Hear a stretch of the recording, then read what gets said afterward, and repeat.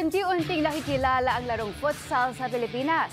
Mula simpleng laro sa kalye, naging isang opisyal na disiplina ng football na patuloy na tumitibay ang pundasyon. Ang kabuang detalye alamin natin sa ulat ni teammate JV Junio.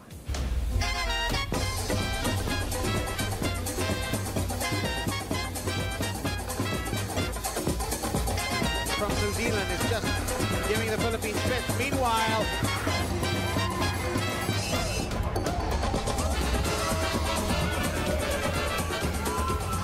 ang futsal ay isang variation ng football na nilalaro sa mas maliit na lugar at mas kaunting bilang ng manlalaro. Nagsimula sa South America noong 1930s. Sa Pilipinas, unang naging kilala ito sa mga kabataang naglalaro sa kalsada at basketball courts na kagaya ang laro ng football.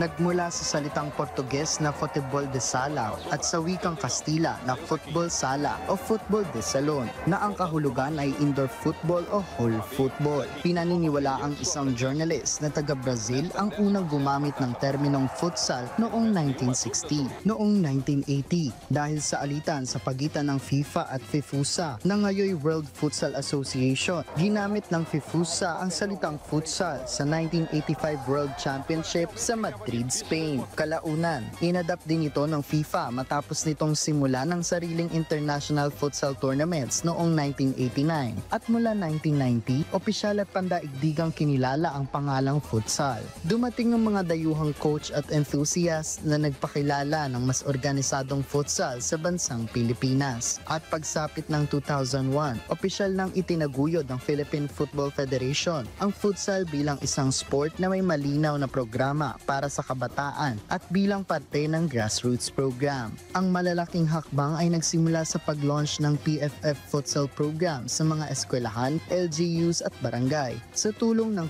FIFA at Asian Football Confederation, nagkaroon ng mga seminar, kompetisyon at trainings para sa mga kabataan at coaches. Noong 2007, unang naitatag ang Philippine National Futsal Teams na sumali sa Southeast Asian Games at Asian Indoor Games. Dito na rin nagsimulang makilala ang mga pangalan ng Pilipinong manlalaro sa mas malawak na entablado. Sa pag-host ng Pilipinas ng FIFA Futsal Women's World Cup ngayong taon, muling napapatunayan na hindi lang ito laro ng kabataan sa kalye, kundi isang sport na patuloy na inaangat sa world stage. Ito ay nagsisilbing patunay na ang passion ng Pinoy ay hindi lamang nalilimita sa mga laro tulad ng basketball o volleyball, kundi nananaig din ng lakas ng komunidad at pagmamahal sa larangan ng futsal. Samantala, patuloy na nagsisikap ang PFF at mga katuwang na institusyon na maihanda ang susunod na henerasyon ng futsal stars ng Pilipinas. JB Junio para sa Atletang Pilipino, para sa bagong